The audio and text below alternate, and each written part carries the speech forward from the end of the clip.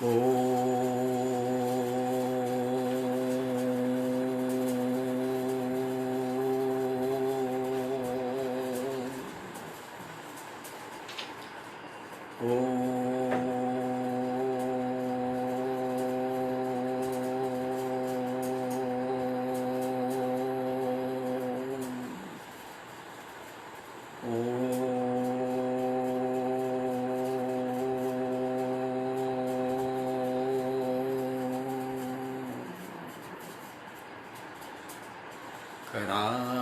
करार्विन्देन पदार्विन्दं मुखार्विन्दे विनिवेशयन्तं वटस्य पत्रस्य पुटे शयानं बालं मुकुन्दं मनसा स्मरामि।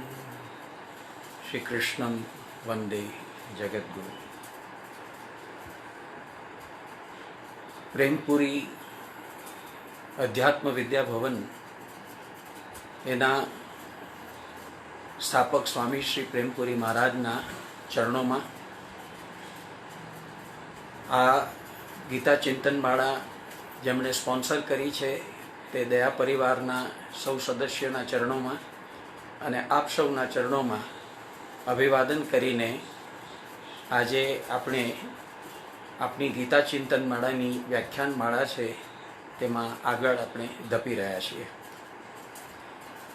આપ સૌ જાણો છો કે દુનિયાના અત્યારના મોટા ભાગના દેશો છે તે અભૂતપૂર્વ કટોકટીમાંથી પસાર થઈ રહ્યા છે। સમગ્ર માનવજાત એક બહુ જ મોટી અકળાવનારી પરિસ્થિતિમાંથી પસાર થઈ રહી છે। કોરોના વાયરસ જે પોતે નરી આંખે દૃશ્યમાન પણ નથી, એણે સમગ્ર વિશ્વમાં અને સમગ્ર માનવજાતમાં જે હાહાકાર મચાવ્યો છે એને કારણે સેંકડો લોકો દિવંગત થયા છે। એ સૌ દિવંગત આત્માને આપણે હૃદયપૂર્વક ભાવાંજલિ અર્પીએ છીએ। પરમ કૃપાળુ પરમાત્મા એને પોતાના ચરણોમાં કાયમ માટે સ્થાન આપે એવી આપણે પ્રાર્થના કરીએ છીએ। વ્યક્તિઓ છે તે એનાથી ગ્રસ્ત થયેલી છે, એ સૌ પણ તન મનથી વહેલી તકે સ્વસ્થ અને તંદુરસ્ત બને તેવી પણ આપણે ભગવાનને પ્રાર્થના કરીએ છીએ અને આપણે ઈચ્છીએ છીએ કે આ મહામારી છે તે વહેલી તકે સમગ્રપણે સમગ્ર વિશ્વમાંથી વિદાય લે।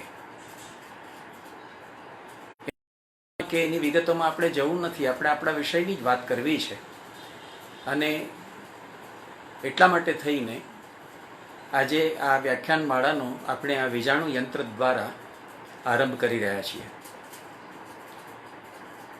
સ્વામી શ્રી પ્રેમપુરી અધ્યાત્મ વિદ્યા ભવન એનું વાતાવરણ જ કંઈ અલગ છે।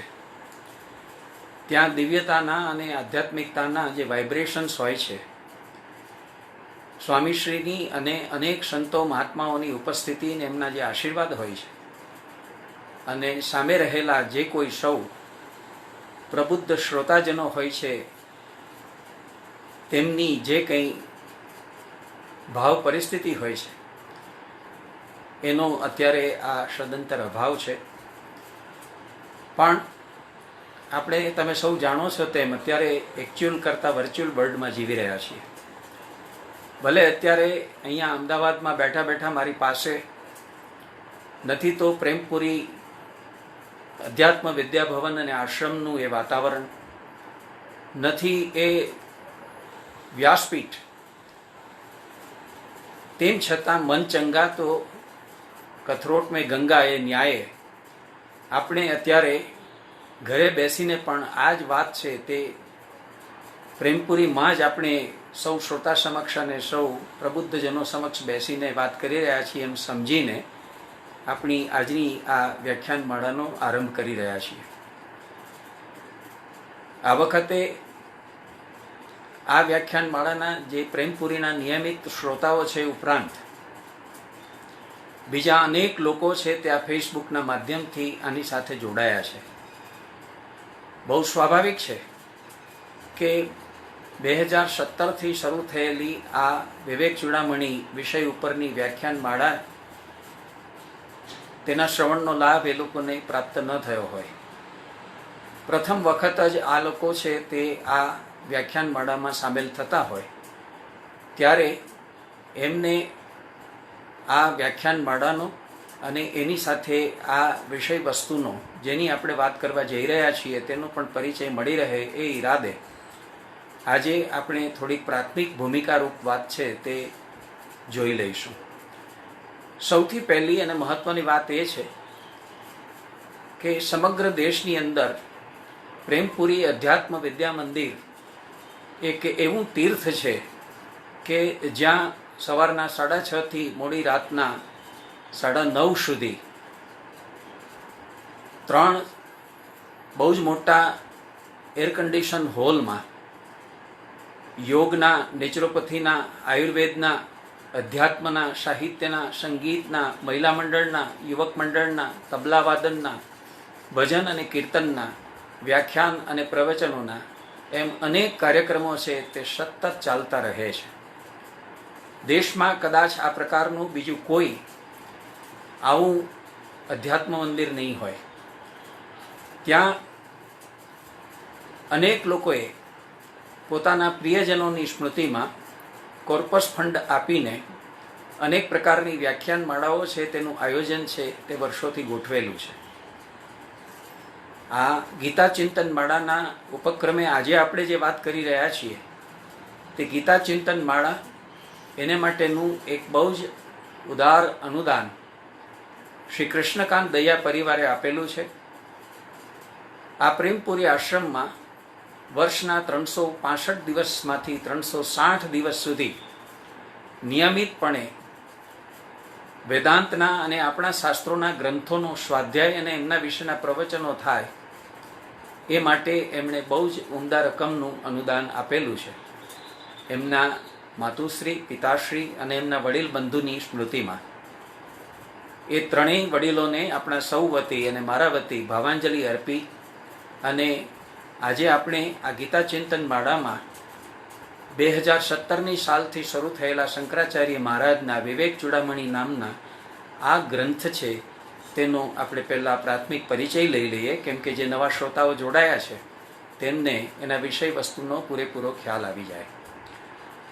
આપ સૌને ખ્યાલ હશે કે ભગવાન શિવનો અવતાર ગણાતા મહા અવતાર બાબાજી એમણે ક્રિયાયોગની એક વિશેષ આખી પ્રણાલી છે તે આપણા દેશની અંદર પ્રચલિત કરી હતી અને અનેક સાધકો અને જિજ્ઞાસુઓને એની દીક્ષા આપેલી હતી. એમણે એવી એક દીક્ષા આદ્ય શંકરાચાર્ય મહારાજને પણ આપેલી. એ શંકરાચાર્ય મહારાજે પોતાના 32 વર્ષના ટૂંકા આયુષ્ય દરમિયાન અનેક સ્તોત્રો અને પ્રકરણ ગ્રંથોની રચના પણ કરેલી હતી. આપને ખ્યાલ હશે કે આપણા દેશમાં શંકરાચાર્ય જેવો બીજો કોઈ બૌદ્ધિક પુરુષ પણ પેદા નથી થયો. જેમ વિવેકાનંદજી આપણા દેશના પ્રાણ પુરુષ છે, મહાત્મા ગાંધી આપણા દેશના રાષ્ટ્ર પુરુષ છે, તેમ આપણા દેશનો જો કોઈ બૌદ્ધિક પુરુષ હોય તો તે આદ્ય શંકરાચાર્ય મહારાજ છે. એ શંકરાચાર્ય મહારાજે આપણા હિન્દુ સનાતન ધર્મ એને વ્યવસ્થિત કરવાનું કામ અને એની સાથે સાથે એના સિદ્ધાંત ગ્રંથો અને તત્વદર્શનને સમજાવવાનું એક ભગીરથ પુરુષાર્થ પોતાના ટૂંકા આયુષ્ય દરમિયાન અનેક સ્તોત્રો, પ્રકરણ ગ્રંથો અને પ્રબંધ ગ્રંથો લખીને કરેલો છે. એ પૈકી આ વિવેક ચૂડામણી નામનો જે ગ્રંથ છે તે પ્રકરણ ગ્રંથ નથી પણ પ્રબંધ ગ્રંથ છે. તત્વબોધ, આત્મબોધ, ભજગોવિંદમ, મનીષા પંચક, સાધના પંચક, દ્રગ્દૃશ્ય વિવેક, અપરોક્ષાનુભૂતિ એવા અનેક પ્રકરણ ગ્રંથો છે જેની અંદર એમણે આપણા ભારતીય તત્વચિંતનની અને ભારતીય દર્શનની જે પરિભાષાઓ છે તેને બહુ જ સટીક રીતે સમજાવવાનો પ્રયત્ન કર્યો છે. પણ એથી આગળ વધીને એમણે ત્યાર પછી કોઈ એક ગ્રંથની અંદર આપણા હિન્દુ ધર્મ અને તત્વદર્શનનું સંપૂર્ણ દોહન રજૂ કરવાનો જે પ્રયત્ન કર્યો છે એ ગ્રંથ આ વિવેક ચૂડામણી છે. અને એ કારણે આપણે કહેવું જોઈએ કે વિવેક ચૂડામણી એ એમના બધા જ ગ્રંથોમાં એમનો સૌથી અગત્યનો, સૌથી મહત્વનો એવો ગ્રંથ છે. આપણે એમને એમનું મેગ્નમ ઓપસ પણ કહી શકીએ. આ ગ્રંથના 581 શ્લોકમાં એમણે સમગ્ર ભારતીય વેદાંત છે તેની ઉદાહરણો સમેત એટલી વ્યવસ્થિત રીતે ચર્ચા અને વિચારણા કરીને આપણી સામે માર્ગદર્શન રૂપે મૂકી આપ્યું છે. આપ સૌ જાણો છો કે આપણે ત્યાં જે પ્રથા છે તે ગુરુ શિષ્ય છે તેના પરસ્પર સંવાદની છે. આપણા મોટા ભાગના અધ્યાત્મ અને તત્વદર્શનના જે ગ્રંથો છે તે જિજ્ઞાસુ સાધક વિદ્યાર્થીઓ દ્વારા, શિષ્યો દ્વારા પૂછાયેલા પ્રશ્નો અને એના અત્યંત જ્ઞાની એવા ગુરુ દ્વારા અપાયેલા ઉત્તરો રૂપે આપણું સમગ્ર તત્વચિંતન અને દર્શન છે તે બધા ગ્રંથોમાં ગ્રંથસ્થ થયેલું છે.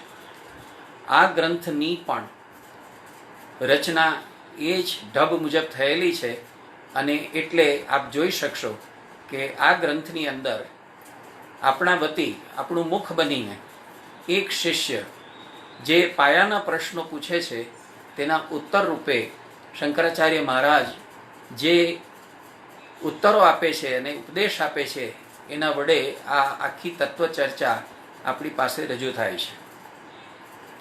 આપને એ પણ ખ્યાલ છે કે સમગ્ર ભારતીય તત્વચિંતનમાં અને અધ્યાત્મ દર્શનમાં જે પાયાની વાત ચર્ચાઈ રહી છે તે વાત આ છે કે આ જગતમાં મનુષ્ય રૂપે જીવ લઈને અવતરેલો પ્રત્યેક જીવ આધિભૌતિક, આધિદૈવિક અને આધ્યાત્મિક એવા ત્રિવિધ તાપ સહન કરતો રહે છે. આધિ, વ્યાધિ અને ઉપાધિ એનો સતત અનુભવ કરતો રહે છે અને પરિણામે એમના જીવનની અંદર યંત્રણાઓ, વિટંબણાઓ, વ્યથાઓ, પીડાઓ, તાપ, સંતાપ અને પરિતાપ સતત રહે છે. મનુષ્યની મૂળભૂત ઝંખના છે તે સુખની છે. એ સુખને બદલે સતત અને સતત જીવનની અંદર છે તે દુઃખનો અનુભવ થયા કરે છે.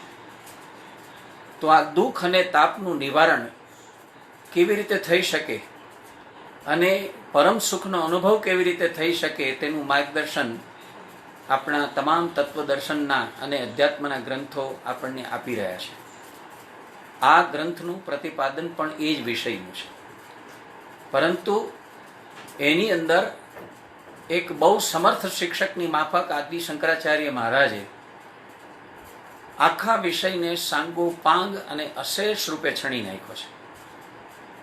એટલે કે આ જગતમાં જીવતા જિજ્ઞાસુ મનુષ્યના મનમાં જે પ્રશ્નો ઉઠે તે પ્રશ્નો કયા હોઈ શકે તેની એમણે પોતે કલ્પના કરી છે અને એવા પ્રશ્નો છે તે પોતે ઉઠાવીને એના ઉત્તરો આપવાનો પણ પ્રયત્ન કર્યો છે.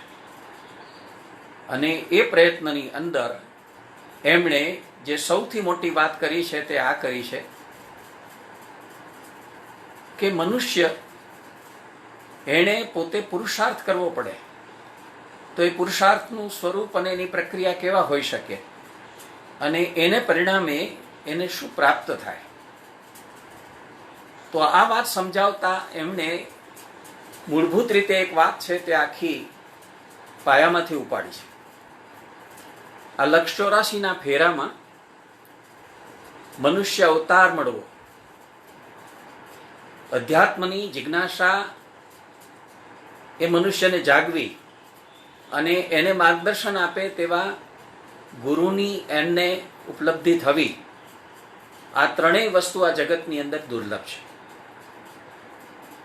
મનુષ્ય અવતારને અમસ્તો દુર્લભ નથી કહ્યો, કેમ કે પોતાના કર્મો અનુસાર એને અનેક યોનિમાં જન્મ લેવો પડે છે અને સુખ દુઃખ એના કર્મના અનુસાર એને ભોગવવા પડે છે. કોણ જાણે કેટલા એવા યોનિના અવતારો પછી આ મનુષ્ય અવતાર એને પ્રાપ્ત થયો હશે. અને મનુષ્ય અવતાર પ્રાપ્ત થયા પછી પણ બધા મનુષ્યની અંદર આવી મુમુક્ષુતાની ભાવના અથવા અધ્યાત્મ માટેની પ્રીતિ એ જાગતા નથી.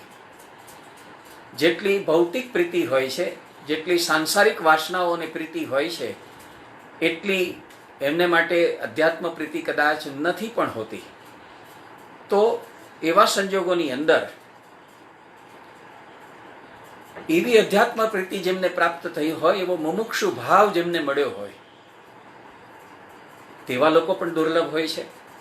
અને વળી જેમને એ પ્રકારની ઈચ્છા થઈ હોય, આવી મુમુક્ષા જેમને જાગી હોય, એવા લોકોને એની અધ્યાત્મ યાત્રામાં, એની વિકાસ યાત્રામાં જે કંઈ અગવડો કે અડચણો ઊભી થાય, જે કંઈ શંકા પ્રશ્નો ઊભા થાય, તેનું નિવારણ કરવા માટે થઈને, એનું માર્ગદર્શન કરવા માટે થઈને કોઈ અધ્યાત્મ ગુરુ પણ એને મળી રહે, એ બધી જ વસ્તુ સહજ અને સુલભ નથી.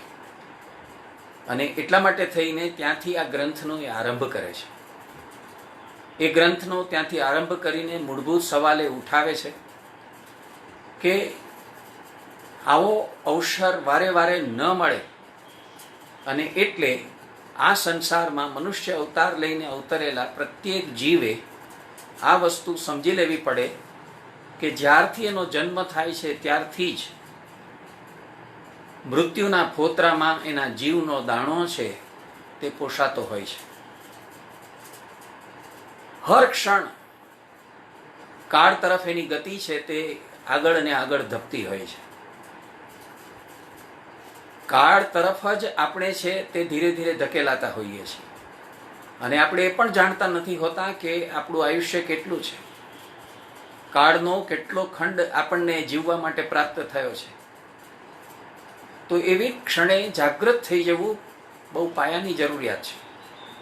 અને મનુષ્ય જો જાગૃત ન થાય, સભાન ન થાય, અને આ જીવન અને આ સંસારની ચકાચોંધમાં અત્યંત રમ્માણ થઈને જીવતો રહે, તો એના જીવન મરણનું આવન જાવનનું જે ચક્ર છે તે હંમેશને માટે ચાલતું જ રહે.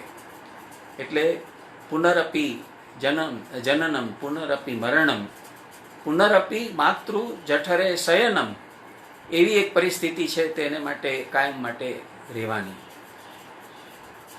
એટલે ત્યાંથી એ શરૂઆત કરે છે અને એ કહે છે કે 4 આર્ય સત્યો છે. એમાંનું પહેલું આર્ય સત્ય એ છે કે જીવનમાં દુઃખ છે તો દુઃખ તો એક પરિણામ છે, એક કાર્ય છે. અને કોઈ પણ કાર્ય કે પરિણામ છે તે કારણ વગર હોઈ શકતું નથી. તો દુઃખનું પણ કોઈ કારણ હોવું જોઈએ. એ કારણની શોધ ભારતની અંદર વિકસેલા તમામ ધર્મ દર્શનોએ કરી છે. પછી હિન્દુ સનાતન ધર્મ દર્શન હોય, એ જૈન ધર્મ દર્શન હોય, એ બૌદ્ધ ધર્મ દર્શન હોય, તો કોઈ કે એના કારણરૂપ આસક્તિ એ એનું મુખ્ય કારણ છે એમ માન્યું છે. જૈન દર્શને માન્યું છે કે મોહ એના કારણમાં છે, અને બૌદ્ધ દર્શને માન્યું છે કે તૃષ્ણા એના મૂળ કારણરૂપ છે. જો કારણનો આપણને ખ્યાલ આવે તો એનું નિદાન પણ થાય કે આ કારણ છે, તો ચોથું આર્ય સત્ય એ છે કે એનો ઉપચાર પણ થઈ શકે. એટલે શંકરાચાર્ય મહારાજ આરંભથી જ આ વાત સમજાવે છે કે દુઃખ અવશ્ય રૂપે છે જ, એના કારણો છે, એનું નિદાન પણ છે, તો એના ઉપચાર પણ શક્ય છે. અને એ જે ઉપચાર છે તે મનુષ્યનો સ્વપુરુષાર્થ છે. મનુષ્ય પોતાના પુરુષાર્થ વડે આ દુઃખનું નિવારણ કરી અને પરમ સુખની પ્રાપ્તિ છે તે કરી શકે છે. પણ મૂળ કારણ શું છે? તો એ કારણને સમજાવતા એ કહે છે કે મૂળભૂત જે કારણ છે જેનાથી મનુષ્ય માત્ર દુઃખી છે, તે એના રાગ અને દ્વેષ તે એની અહંતા અને મમતા, તે એનો દેહાધ્યાસ અને સંસાર આસક્તિ, આ વસ્તુ જે છે તે એના મૂળમાં છે.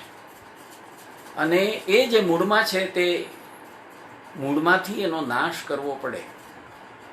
તો એ નાશ કરવાનું આપણને ખબર કેમ નથી પડતી? એનું કારણ છે આપણું અજ્ઞાન.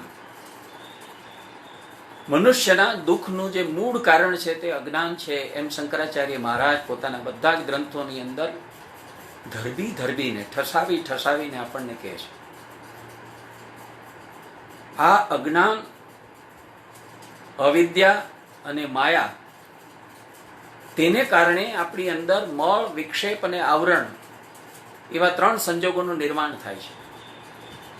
આ મળ, વિક્ષેપ અને આવરણ એ દર્શનશાસ્ત્રની પરિભાષા છે.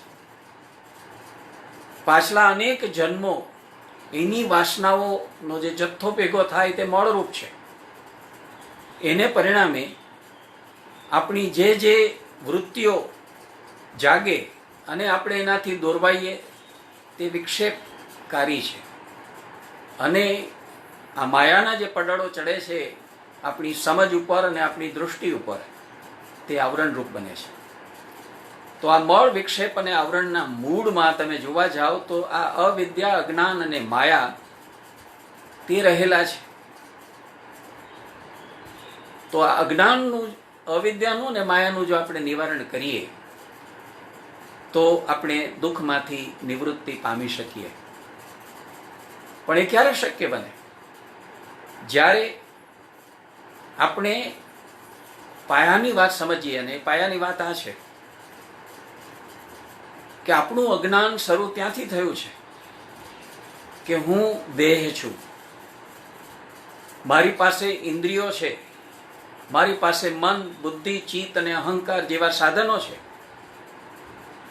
આ જગતની અંદર મારી પાસે જે કંઈ છે તેના કારણે હું ઘણું કરી શકું છું, હું કરતા છું.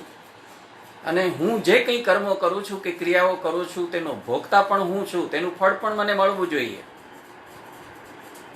હું શ્રેષ્ઠ શ્રોતા છું, હું શ્રેષ્ઠ દર્શક છું, હું શ્રેષ્ઠ શિક્ષક છું, હું શ્રેષ્ઠ અભિનેતા છું, હું આ છું, હું આ તે છું, વગેરે વગેરે.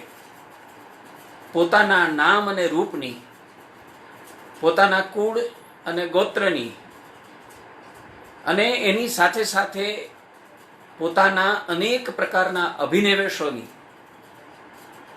એક ક્લેશમય પરિસ્થિતિની અંદર એ પોતે સંડોવાયેલું છે, એનું એને ભાન નથી. આ સંસાર અને આ દેહ અનેક અધ્યાસો ઊભા કરે છે. આ અધ્યાસ, એનો અર્થ છે એસોસિએશન્સ. જેટલા એસોસિએશન્સ, જેટલા અધ્યાસો આપણને વળગેલા છે, એમાંના મુખ્ય આ દેહના અધ્યાસો છે, ઇન્દ્રિયોના અધ્યાસો છે, પ્રાણના અધ્યાસો છે, મન, બુદ્ધિ, ચિત્ત અને અહંકારના અધ્યાસો છે, આપણા કર્મોના અધ્યાસો છે. એ અધ્યાસો વળગણ રૂપે આપણને સૌને વળગેલા છે. જ્યાં સુધી આ બધા વળગણોમાંથી ને અધ્યાસોમાંથી આપણે મુક્ત નહીં થઈએ ત્યાં સુધી પેલી આસક્તિ, પેલો મોહ અને પેલી તૃષ્ણા છે તે આપણામાં સમાપ્ત થઈ શકે નહીં. તો સૌથી મોટો પ્રયત્ન આપણે જે કરવાનો છે તે અજ્ઞાનમાંથી જ્ઞાનની દિશામાં જવાનું, આસક્તિમાંથી અનાસક્તિની દિશામાં જવાનું, મોહમાંથી અમોહની, નિર્મોહની પરિસ્થિતિમાં જવાનું, અને તૃષ્ણા છે તેના ત્યાગ દ્વારા નિર્ગ્રંથ એવી અવસ્થામાં જવાનો અને નિર્મોહીની અવસ્થામાં જવાનો પ્રયત્ન આપણે કરવો જોઈએ. હવે એવો પ્રયત્ન આપણે કરીએ તો આપણી પાસે એની પૂરી સમજ હોવી જોઈએ. એનો અર્થ એ છે કે આપણું અજ્ઞાન કેવળ એક જ વસ્તુથી દૂર થઈ શકે, અને એ વસ્તુ છે જ્ઞાનોદય. જેમ દીવો પેટાવતા કે ટોર્ચ કરતા પ્રકાશ થતા જ અંધકાર દૂર થાય છે, તેમ આપણા અજ્ઞાનનો અંધકાર પણ જ્ઞાન વડે જ દૂર થઈ શકે. અને આ જ્ઞાનનો અર્થ છે આત્મ જ્ઞાન. સમગ્ર ભારતીય દર્શનમાં અને ચિંતનમાં જ્ઞાન એને પાયાનું, મનુષ્યનું કરણ સમજવામાં આવ્યું છે, સાધન સમજવામાં આવ્યું છે. જ્ઞાનથી મોટું કશું જ નથી. જ્ઞાન જ સત્ય છે ને જ્ઞાન જ અનંત છે. એ વાત આપણા પૂર્વજો ને આપણા ઋષિમુનિઓ આપણને ઠેરવી ઠેરવીને કહી ગયા છે. આ જ્ઞાનનો ઉદય જ્યારે થાય ત્યારે આ અજ્ઞાન છે તે દૂર થાય. અને જ્યારે આપણે આ જ્ઞાનમાં આવીએ ત્યારે આપણે વિવેક ભાનથી પ્રવૃત્ત થઈ શકીએ. વિવેક સૌથી અગત્યની વસ્તુ છે. આ વિવેક એટલે પાવર ઓફ જજમેન્ટ. શું હેય છે ને શું ઉપાદેય છે, શું ગ્રહણ કરવા જેવું છે ને શું ત્યજવા જેવું છે, શું કામનું છે અને શું નકામું છે, શું નિત્ય છે અને શું અનિત્ય છે, શું ઉપયોગી છે અને શું બિન ઉપયોગી છે, એની વચ્ચે ભેદ કરતા આપણને આવડવું જોઈએ. એને આપણે તરતમ બુદ્ધિ કહીએ છીએ. હંસ એનું ઉત્તમ પ્રતીક છે, તમે જાણો છો. અને એમ કહેવાય છે કે નીર અને ક્ષીર વચ્ચેનો ભેદ કરી શકે છે. દૂધનું દૂધ અને પાણીનું પાણી એ બંનેની વચ્ચેનો ભેદ એ કરી શકે છે. અને માટે એને આપણે પ્રતીક તરીકે સ્વીકાર્યું છે, વિવેક બુદ્ધિના પ્રતીક તરીકે. આવી વિવેક બુદ્ધિની જાગૃતિ એ જ મનુષ્યને અજ્ઞાનમાંથી મુક્ત કરી અને પરમ સુખની દિશામાં લઈ જનારી વસ્તુ છે. તો સૌથી પહેલા આપણા સૌના મનમાં પેલા શિષ્યની માફક બે પ્રશ્નો જાગે છે કે આ અજ્ઞાન છે એમ શા માટે કહેવામાં આવે છે? અમે જીવતા જાગતા ભણી ગણીને શિક્ષિત દીક્ષિત થઈને ઘણી બધી પદવીઓ અને ડિગ્રીઓ અને ઉપાધિઓ લઈને જ્યારે બેઠા હોઈએ અને જીવતા હોઈએ અને જીવન વ્યવહાર ચલાવતા હોઈએ તો અમને અજ્ઞાની કેમ કહેવાય? અને બીજું એની સાથે સાથે એના મનમાં એવો પણ પ્રશ્ન ઉઠે કે અમે કયા બંધનમાં છીએ? તમે કહો છો કે આ અજ્ઞાન છે તે બંધન કરે છે, તો આ બંધન વળી કયું છે? અમે ક્યારે કયા બંધનમાં હતા? અમે તો કોઈ કેદમાં નથી. અમને કોઈએ કોઈ પણ પ્રકારની શૃંખલામાં બાંધી નથી રાખ્યા. ત્યારે એની સ્પષ્ટતા પણ જરૂરી છે એમ સમજીને શંકરાચાર્ય મહારાજ એનો પણ ફોડ આપીને આ ગ્રંથમાં આખી વસ્તુ સમજાવે છે કે સૌથી પહેલી અજ્ઞાનની જે વાત છે આપણા સૌની અંદર તે આ છે કે આપણે એમ સમજીને બેઠા છીએ કે આપણે જ્ઞાની છીએ. જ્ઞાનની શરૂઆત જ આપણે કેટલા અજ્ઞાની છીએ એનું ભાન આપણામાં જાગૃત થાય ત્યાંથી જ્ઞાનની શરૂઆત થાય છે. બીજું આપણું અજ્ઞાન જે રહેલું છે તે આ છે કે આપણને મળેલા બાહ્યકરણ અને અંતઃકરણને આપણે આત્મા સમજી લીધો છે, આપણું જીવન સમજી લીધું છે, આપણી વ્યક્તિતા અને અસ્મિતા આપણે સમજી લીધા છે. વાસ્તવમાં આપણો દેહ, આપણા બાહ્યકરણો અને આંતરકરણો તે આપણો આત્મા નથી, તે આપણે નથી, તે આપણી અસ્મિતા નથી, તે આપણું વ્યક્તિત્વ નથી, તે આપણું ચાલક અને પ્રેરક બળ નથી. અને જે બંધન, તો એ બંધન શાનું છે એમ જે પૂછે છે તે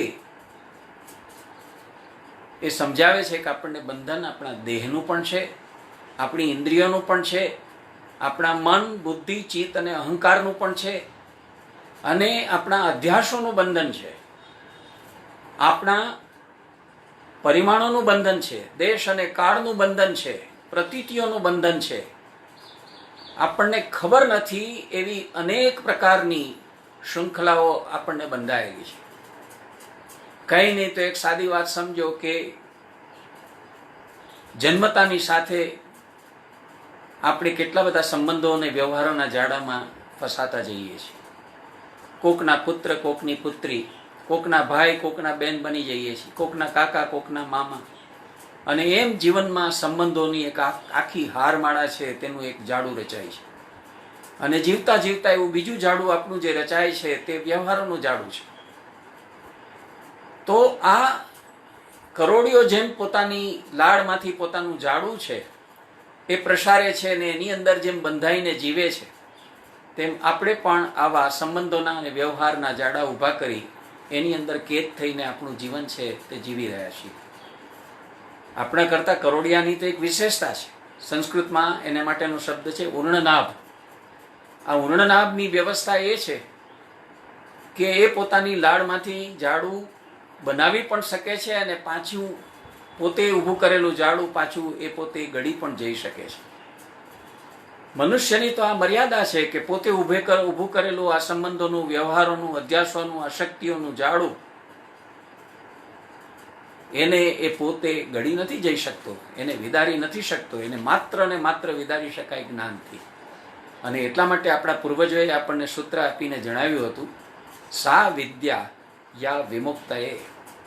વિદ્યા એને કહેવાય કે જે આપણને મુક્તિ અપાવે, જે આપણને મુક્ત કરે.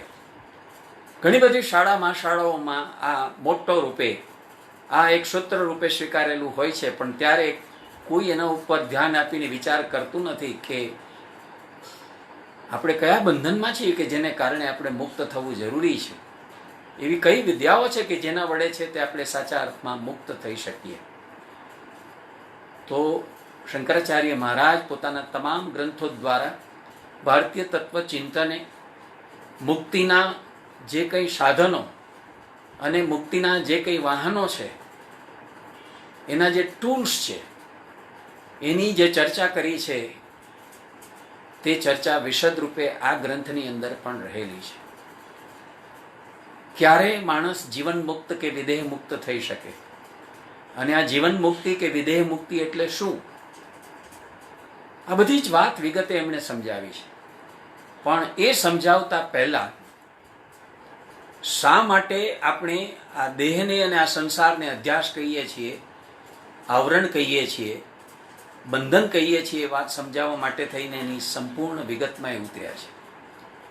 એમણે કહ્યું કે મનુષ્ય માત્રને ઈશ્વરે કૃપા કરીને બે કરણો એટલે સાધનો આપ્યા છે. બાહ્ય એટલે બહારના સાધનો અને અંતઃકરણ એટલે અંદરના સાધનો. તો બાહ્ય સાધનો આપણી પાસે છે શરીર અને ઇન્દ્રિયો, 5 જ્ઞાનેન્દ્રિય અને 5 કર્મેન્દ્રિય, આંખ, કાન, નાક, જીભ અને ત્વચા જેવી 5 જ્ઞાનેન્દ્રિયો, અને હાથ, પગ, મુખ અને 2 ગુહ્યાંગો એવી બીજી 5 કર્મેન્દ્રિયો, એમ 10 ઇન્દ્રિયો આપણને આપી છે, આપણા બાહ્ય સાધનો છે. અને મન, બુદ્ધિ, ચિત્ત અને અહંકાર આપણને જે આપેલા છે તે આપણા અંદરના સાધનો છે. આવા જે સાધનો આપણને આપ્યા છે તે ભગવાને એ હેતુથી જ આપ્યા છે કે આ સાધનોના વિનિયોગ વડે, એના ઉપયોગ વડે આપણે આપણા બંધનોને કાપી શકીએ, આપણી મર્યાદાઓમાંથી આપણે મુક્ત થઈ શકીએ, અને આપણે જ્ઞાન પામીને આપણા જીવનનું જે મૂળભૂત ધ્યેય છે તેને પ્રાપ્ત કરી શકીએ. તો જીવનનું મૂળભૂત ધ્યેય શું છે? જીવનનું મૂળભૂત ધ્યેય આગળ આપણે ચર્ચા કરી તેમ એમ સમજવાનું નથી કે સુખની શોધ છે. સુખની શોધ એ તો એક આનુષંગિક વસ્તુ છે. જીવનની મુખ્ય શોધ, મનુષ્ય માત્રની જે મુખ્ય શોધ, ક્વેસ્ટ ઓફ લાઈફ જે છે તે સત્યની શોધ છે. તો આ સત્ય શેમાં રહેલું છે? સત્ય શું છે? તો એમણે તરત જ આ વસ્તુ ઉપર ધ્યાન કેન્દ્રિત કરીને વિગતે આ વાત સમજાવી કે સત્ય તેને કહેવાય કે જે નિત્ય હોય, જે અનાદિ હોય, જે મુક્ત હોય, જે પ્રબુદ્ધ હોય, જે જ્ઞાનરૂપ હોય, જે પ્રકાશમાન હોય, જેમાં કોઈ રૂપાંતર કે વિકાસ ન હોય, જે શાશ્વત હોય, ત્રિકાળાબાધિત હોય, સનાતન હોય.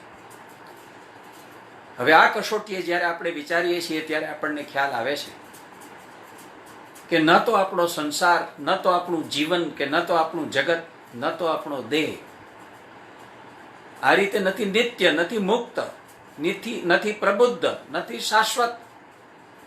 આ બધું જ નાશવંત છે. જે વસ્તુ જન્મે છે તે વસ્તુ નાશ પણ પામે છે. આ સંસાર પણ જન્મેલો છે તો એનો પણ નાશ છે. આ જગત પણ જન્મેલું છે તો એનો પણ નાશ છે. આ જીવન પણ જન્મેલું છે તો એનો પણ નાશ છે. અને આ જાત, આ શરીર એ પણ જન્મેલું છે, એનો પણ નાશ છે. એટલું જ નહીં, આ બધા જ નાશવંત પદાર્થો છે તેની અવસ્થાઓ બદલાતી રહે છે. એમાં વૃદ્ધિ આવે છે, એમાં વિકાસ આવે છે, એમાં વૃદ્ધાવસ્થા આવે છે, એમાં જીર્ણતા આવે છે, એમાં રોગ આવે છે અને એનો નાશ પણ થાય છે. તો એ રૂપાંતરશીલ પણ છે અને વિકારશીલ પણ છે, એ નાશવંત પણ છે અને પરિણામે એ નિત્ય નથી, એ શાશ્વત નથી. આ બધું ક્ષણભંગુર છે. સરસ શબ્દ છે સંસ્કૃતમાં એને માટેનો. ભંગુર એટલે ભાંગી જાય તેવું. જેમ માટીનું કોડિયું હોય ને પગ આવતા ભાંગી જાય, એમ આ બધી જ વસ્તુઓ જે છે તે આવી ભંગુર છે. આમાંની કોઈ વસ્તુ જે છે તે શાશ્વત નથી, સનાતન નથી ને માટે સત્ય નથી. તો સૌથી પહેલી આ વાત આપણને સમજાવે છે કે અહીં વિવેકની શરૂઆત થાય છે. સત્ય શું છે ને અસત્ય શું છે, સત્ય શું છે અને મિથ્યા શું છે, આત્મા શું છે અને અનાત્મા શું છે, શ્રેય શું છે અને પ્રેય શું છે, હે શું છે ને ઉપાદેય શું છે. આનો વિવેક આપણને આવડે, એની તરતમ બુદ્ધિથી આપણે નિર્ણય લઈ શકીએ એના વિશેનું, એનું નામ વિવેક છે. અને એને ચૂડામણી આ ગ્રંથના શીર્ષકમાં કયો તેનું કારણ જ એ છે કે મનુષ્યને ઈશ્વરે અનેક શક્તિઓ આપી છે એના જન્મની સાથે. જ્ઞાન શક્તિ, ઈચ્છા શક્તિ, ક્રિયા શક્તિ, સ્મૃતિ શક્તિ, સર્જનાત્મક શક્તિ, ઘણી શક્તિઓ આપી છે. પણ એ બધી શક્તિઓમાં સર્વશ્રેષ્ઠ શક્તિ એમની જે છે કંઈ આપેલી એને મળેલી છે તે વિવેક શક્તિ છે.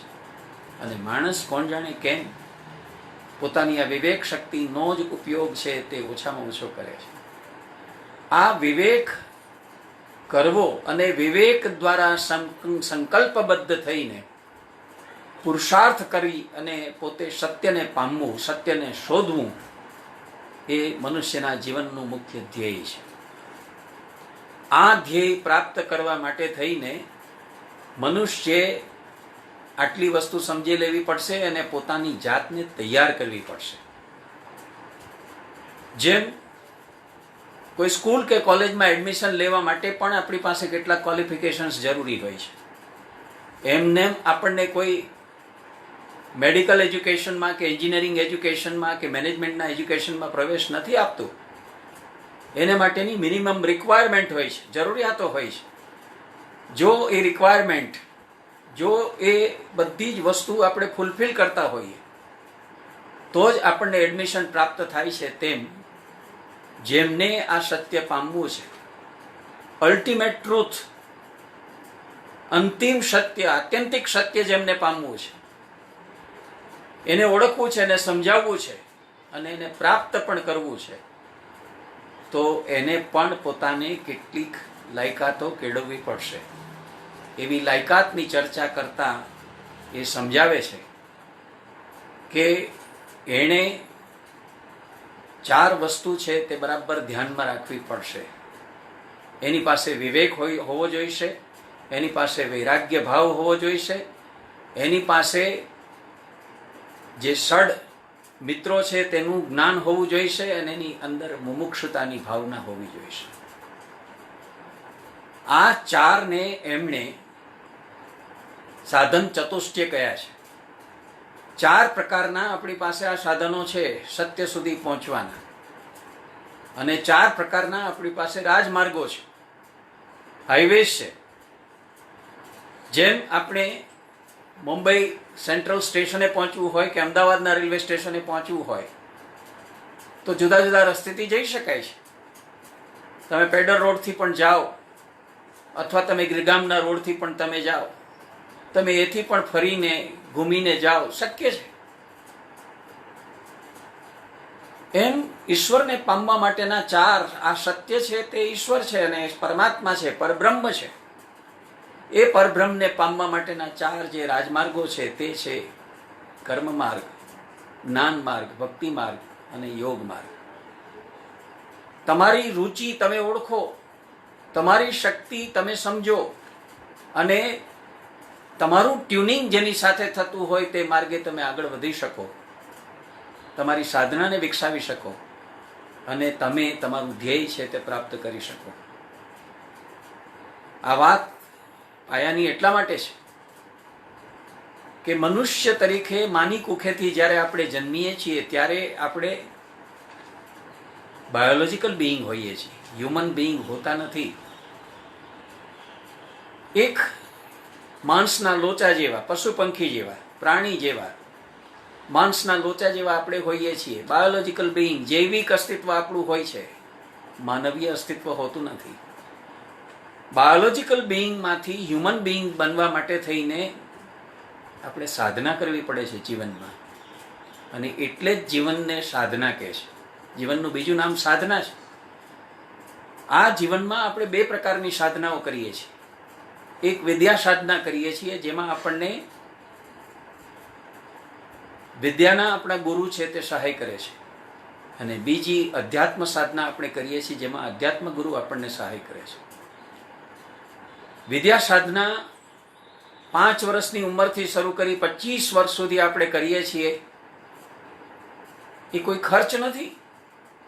એને માટે થઈને આપણે સમય, શક્તિ, સંપત્તિ કેટલું બધું ખર્ચ કરીએ છીએ. એ એક પ્રકારનું રોકાણ છે, ઇન્વેસ્ટમેન્ટ છે. જીવનમાં સફળ થવા માટેની જે કંઈ વ્યવહારુ શિક્ષા દીક્ષા છે, વ્યવહાર જ્ઞાન છે, તે આપણને આ વિદ્યા સાધના આપે છે, અને એના વડે આપણા જીવનમાં આપણે સફળ થઈ શકીએ છીએ. પણ આપણે જીવનમાં કેવળ સફળ જ નથી થવાનું હોતું, આપણા જીવનને સાર્થક અને કૃતાર્થ પણ કરવાનું હોય છે. એ સાર્થક અને કૃતાર્થ ત્યારે થાય કે જ્યારે આપણા જીવનના કર્મો અને ધર્મોને સમજીને આપણે આપણા જીવનનું જે સર્વોત્તમ ધ્યેય છે, ગંતવ્ય છે, ગોલ છે, તે સત્ય પ્રાપ્તિ, બ્રહ્મ પ્રાપ્તિ, જ્ઞાન પ્રાપ્તિ, એ મેળવીને આપણે આપણા જીવનને કૃતકૃત્ય કે ધન્ય ધન્ય કરી શકીએ. તો એ માટે થઈને સ્વપુરુષાર્થ જેટલો ઉપયોગી છે તેટલો ગુરુની સહાય પણ ઉપયોગી છે. આ વાત પણ એ વ્યવસ્થિત રીતે આપણને સમજાવે છે. અને પછી એવા પુરુષાર્થ વડે આપણે અપરોક્ષાનુભૂતિ છે તે પ્રાપ્ત કરીએ જ્યારે, ત્યારે અખંડ આનંદ અને પરમ સુખની આપણને પ્રાપ્તિ થાય, ફળ રૂપે એની પ્રાપ્તિ થાય એ પણ સમજાવે છે. જે 4 રાજમાર્ગો આપણે કીધા, કર્મ માર્ગ, જ્ઞાન માર્ગ, ભક્તિ માર્ગ અને યોગ માર્ગ, એ ચારેય માર્ગના ફળ જુદા જુદા છે. જેમ એની પ્રક્રિયા જુદી છે, એની પ્રવિધિ જુદી છે, તેમ એના ફળ પણ જુદા છે. કર્મ સાધના આપણા જીવનમાં આંતરિક શુદ્ધિ કરે, ચિત્ત શુદ્ધિ કરે, મન શુદ્ધિ કરે, બુદ્ધિ શુદ્ધિ કરે, નાડી શુદ્ધિ કરે. તો કર્મ સાધનાનું ફળ છે તે આ શુદ્ધિકરણનું છે. જ્ઞાન સાધનાનું ફળ છે તે મોક્ષ પ્રાપ્તિનું છે. જ્ઞાન સાધના બધી સાધનાઓમાં વધારે કઠિન છે. ત્રીજી સાધના છે ભક્તિ સાધના. એ ભક્તિ સાધના આપણને ઈશ્વરનું સામીપ્ય, સારૂપ્ય, સાલોક્ય અને સાષ્ટીનો અનુભવ કરાવે છે. અને યોગ સાધના છે તે આપણને અનેક પ્રકારની સિદ્ધિઓ સંપડાવે છે. જે અષ્ટસિદ્ધિની આપણે વાત કરીએ છીએ, અણીમાં, લધીમાં, એવી સિદ્ધિઓ જેના વડે વચન સિદ્ધિ પ્રાપ્ત થાય, કાર્ય સિદ્ધિ પ્રાપ્ત થાય, એવી સિદ્ધિઓ આપણને સંપડાવે છે. પણ આપણે આપણું ધ્યેય આવી સિદ્ધિઓ પ્રાપ્ત કરવા કરતા એનો સ્થૂળ જીવનમાં ઉપયોગ કરીને આપણું પ્રભુતા કે આપણી ઈશિતા સ્થાપિત કરવા કરતા આપણા જીવનનું જે ચરમ લક્ષ્ય છે તે પ્રાપ્ત કરીએ અને આપણા જીવનને આપણે સાર્થક કરીએ, તે બહુ જરૂરી છે. એ વાત પણ એ સ્પષ્ટ કરે છે, અને સ્પષ્ટ કરીને આપણને સમજાવે છે કે કેવી રીતે આ જિજ્ઞાસુ છે તે પોતાની અવિદ્યા, અજ્ઞાન અને જે માયા છે તેનું સ્વરૂપ છે તે સમજી શકે. બાહ્યકરણ અને અંતકરણ એ શું છે તે સમજે, અને એના દેહને વળગેલા, એના મન બુદ્ધિ ચિત્તને વળગેલા જે અધ્યાસો છે, આસક્તિઓ છે, તે શું છે તે પણ સમજે. કર્મો શું છે અને એ કર્મના બંધનો કેવા ઊભા થાય છે, એ કર્મ વડે કેવી રીતે જન્મ જન્માંતર એની એક હારમાળા શરૂ થાય છે એ સમજે, આ બધા જ પ્રકારના અજ્ઞાન, અવિદ્યા, માયા, અધ્યાસો, આસક્તિઓ એનો નિરાશ કેવી રીતે કરી શકાય, એનાથી કેવી રીતે મુક્ત થઈ શકાય. બ્રહ્મ, આત્મા, જીવ અને પ્રાણના સ્વરૂપ કેવા છે, શરીરમાં એ ક્યાં રહેલા છે, તે આપણે સમજી શકીએ. તેના કાર્યને આપણે કેવી રીતે સમજી શકીએ. આત્મા શું છે અને અનાત્મા શું છે, સત અને અસત શું છે, એની વચ્ચે જે દ્વૈત છે એ દ્વૈતનો પરિહાર કેવી રીતે કરી શકાય. શ્રવણ, ચિંતન, મનન, વિમર્શન અને નિધિધ્યાસન એ શું છે, એના વડે કેવી રીતે આપણે આગળ ધપી શકીએ, આપણી અધ્યાત્મ યાત્રામાં આગળ વધી શકીએ. ધ્યાન શું છે, એનું સ્વરૂપ કેવું છે, એની વિધિ કેવી હોઈ શકે. જો નિરંતર આત્મદ્રષ્ટિ આપણે કેળવીએ તો સ્વાત્માનુભવ સુધી આપણે પહોંચી શકીએ કે કેમ, એ વાત પણ એ સમજાવે છે. આગળ વધીને એ વાત પણ આપની સામે સ્પષ્ટ કરે છે આ ગ્રંથની અંદર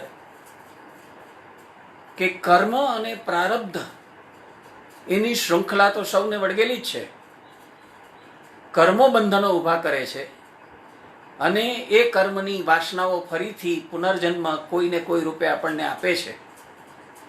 તો એની શૃંખલાથી મુક્ત થઈ શકાય? કોણ થઈ શકે, કેવી રીતે થઈ શકે? જે લોકો એનાથી મુક્ત થાય છે તે જીવન મુક્ત હોય છે. તો આવા જીવન મુક્તનું સ્વરૂપ કેવું હોય, કેમ એને એના કર્મો છે એ પછી સંચિત કર્મો હોય, પ્રારબ્ધ કર્મો હોય, ક્રિયમાણ કર્મો હોય, આપતકાલીન કર્મો હોય, એનાથી મુક્તિ કેવી રીતે મળે. અને સાથોસાથ એમાંથી મુક્ત થયા પછી આપણા જેવા સામાન્ય ચિંતકો કે સાધકો જે છે તેને અધ્યાત્મ ગુરુનું માર્ગદર્શન એની આવશ્યકતા શા માટે હોય.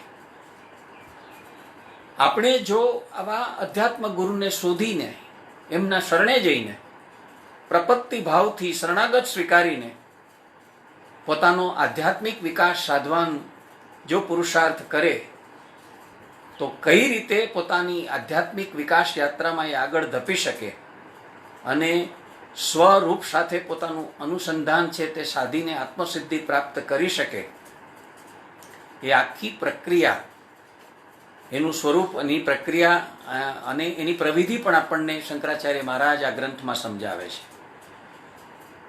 આવી સાધના આપણે જ્યારે કરતા હોઈએ છીએ ત્યારે એ આખી પ્રક્રિયામાં મુખ્ય અંતરાયો કયા હોઈ શકે અને કયા આવી શકે, એને નિવારવામાં આપણા સ્વપુરુષાર્થ ઉપરાંત આપણને સદગુરુની સહાય અને કૃપા કેવી રીતે કામ આવે ને કેટલા અંશે કામ આવે, એ બધા મુદ્દાઓની પણ બહુ જ વિગતે એમણે આમાં આપણને સમજૂતી આપેલી છે. તો જીવનમાં દુઃખ મુક્તિ અને સુખ પ્રાપ્તિ કેવી રીતે થઈ શકે તેની જીવન ફિલસૂફીનું સાંગોપાંગ અને અશેષ નિરૂપણ કરતો આ ગ્રંથ છે. અને એટલા માટે જ એનું શીર્ષક આપ્યું છે વિવેક ચૂડામણી. શંકરાચાર્ય મહારાજના તમામ ગ્રંથોમાં તો એ સૌથી વધારે મહત્વનો ગ્રંથ છે, એમ આપણે આરંભમાં એટલા માટે જ કહ્યું. પરંતુ સમગ્ર ભારતીય દર્શન ચિંતનમાં પણ એ મુકુટમણિ સમાન છે, તેમ પણ કેવળ આપણે જ નહીં, સૌએ આ વસ્તુ છે તે સ્વીકારેલી છે. તો આપણે જે લોકો પહેલી વખત આની અંદર જોડાયા છે તેમને આ ગ્રંથનો અછડતો અને સામાન્ય પરિચય મળી રહે એ માટે આટલી પ્રારંભિક વાત આપણે આજે કરી. અને આપણે એની સાથે એ પણ જોવાનો પ્રયત્ન કર્યો કે શંકરાચાર્ય મહારાજે આ ગ્રંથમાં જે મુખ્ય વિષય વસ્તુ પ્રતિપાદિત કરી છે તે મુખ્ય વસ્તુ કઈ છે. હવે આપણે જ્યાંથી અટક્યા છીએ, આપ જાણો છો કે પ્રેમપુરી આશ્રમમાં વર્ષમાં 6 વખત હું આવું છું અને એ 6 વખતમાં 7 થી 9 દિવસ સુધી રોકાઈને આ વિવેક ચૂડામણી ગ્રંથ છે તેનો સ્વાધ્યાય આપણે છે તે રોજના 1.5 કલાક રૂપે આપણે કરતા રહીએ છીએ. અને એમ એક મુલાકાત દરમિયાન આશરે 42 થી 45 કલાક સુધી આપણે એના વિષયની ચર્ચા વિચારણા કરીએ છીએ. એમ કરતાં કરતાં આપણે અત્યાર સુધી 2017થી માંડીને 2020ના જાન્યુઆરી સુધી આપણે આ 581 શ્લોકના ગ્રંથમાંથી કેવળ 479 શ્લોક સુધી આપણે પહોંચી શક્યા છીએ. અને હવે બાકીના શ્લોક છે તેમાં આપણે આગળ વધવું છે. આ મહામારીના દિવસોમાં આવન જાવનના વાહન વ્યવહારના તમામ સાધનો બંધ છે અને આપણે સૌ ઘરમાં કેદ પુરાયેલા છીએ, ત્યારે બધા જ જ્યારે એકબીજાને મળી ન શકે, સૌએ અત્યારે પોતપોતાની આ રીતે એકાંત સેવન કરવાનું છે, ત્યારે ભલે રૂબરૂ આપણે મળી ન શકતા હોય ને પ્રેમપુરી આશ્રમમાં હર હંમેશની જેમ આપણો આ સ્વાધ્યાય ન કરી શકતા હોઈએ, ત્યારે આ નેટના બીજાણુ માધ્યમથી આપણે આ રીતે આગળ વધીએ આપણા સ્વાધ્યાયમાં, એવો મનોરથ પ્રેમપુરી આશ્રમના ટ્રસ્ટીઓ જેમણે આ ગીતા ચિંતન માળા માટે થઈને અનુદાન આપ્યું છે તે શ્રી દૈયા પરિવાર અને સૌ શ્રોતા મિત્રો અને સૌ ભાવકોએ આ પ્રકારની અપેક્ષા રાખી અને એને માટેનો તનતોડ પુરુષાર્થ કર્યો. સૌથી મોટો પુરુષાર્થ આ માટે થઈને પ્રેમપુરી આશ્રમના 2 ટ્રસ્ટીઓએ કર્યો. ગિરીશભાઈ ડ્રેસવાળા અને પ્રકાશભાઈ મહેતાએ એના માટે થઈને ખૂબ જહેમત ઉઠાવી. ગિરીશભાઈએ એના માટે થઈને કેટલા બધા લોકોનો સંપર્ક કર્યો, સૌની ઈચ્છા જાણી અને આજે એનો શુભારંભ કરાવવા માટે થઈને પોતાના ઘેર એમણે નાનકડો પ્રારંભિક એવો પ્રયાસ આપણાથી કર્યો અને આ વ્યાખ્યાનમાળાનો આરંભ કરાવ્યો. પ્રકાશભાઈએ આ 581 શ્લોક સુધી પહોંચવા માટે આપણે જ્યાંથી અટક્યા છીએ, જાન્યુઆરી માસમાં જ્યાંથી આપણે વાતને અધૂરી છોડી છે, ત્યાંથી આ વાત છે તેનું પુનઃ અનુસંધાન આપણે કરી શકીએ માટે જાન્યુઆરી માસમાં મેં જે કંઈ સ્વાધ્યાય પ્રવચનો આપ્યા હતા એ પ્રવચનો બધા જ ઓડિયો ફોર્મમાં મને મોકલી આપ્યા. અને એમ આજ આપણા સુધી આ આખી વાત છે તે પહોંચાડવા માટે થઈને એમણે આપણને આ બધી જ સુવિધા છે તે ઊભી કરી આપી. આ બધાનો હૃદયપૂર્વક આભાર માનું છું ને આપ સૌ આટલી મોટી અને બહોળી સંખ્યામાં જોડાયા. આપના સૌના પ્રતિભાવો આપ અહીં સતત મૂકતા રહ્યા છો તે પણ હું જોઈ શકું છું. અને એમ હવે આપણે આ ગ્રંથમાં જાન્યુઆરી માસમાં જ્યાંથી આપણે આ સ્વાધ્યાય છે તે અટકાવ્યો છે ત્યાંથી આપણે આગળ વધીએ છીએ અને આપણે એને સમજવાનો પ્રયત્ન કરીએ છીએ. છેલ્લે આપણે જે ચર્ચા કરી રહ્યા હતા તે 472 થી 480 શ્લોક સુધીનો જે ભાગ છે તે આ ગ્રંથનો એક બહુ જ વિશિષ્ટ એવો ભાગ છે અને જેમાં આ ગ્રંથની બહુ જ અગત્યની વાત છે તેનો આરંભ છે તે થયો હતો. અને તે વાત હતી કે જે જ્ઞાનનો અભ્યાસ કરી રહ્યા છે તેવા સાધકો, તેવા જિજ્ઞાસુઓ, એમને જ્યારે આ પ્રકારનો પુરુષાર્થ કરીને ગુરુની સહાય વડે સ્વાત્માનુભવ પ્રાપ્ત કર્યો હોય, અપરોક્ષાનુભૂતિ જેણે પ્રાપ્ત કરી હોય, ત્યારે એનો આનંદ કેવો હોય. એ આનંદ જેનું કોઈ સંજોગોમાં આપણે કોઈ રીતે માપ કે મૂલવણી કરી ન શકીએ એની વાત, અને એ આનંદનો જે અતિરેક છે તેનો જે ઉત્સાહપૂર્વક એ પોતાનો ઉભરો જે ઠાલવે છે તે વાત એની અંદર મૂકેલી છે. તો આવતીકાલથી આપણે આગળ વધી અને એમાં જોવાનો પ્રયત્ન કરીશું.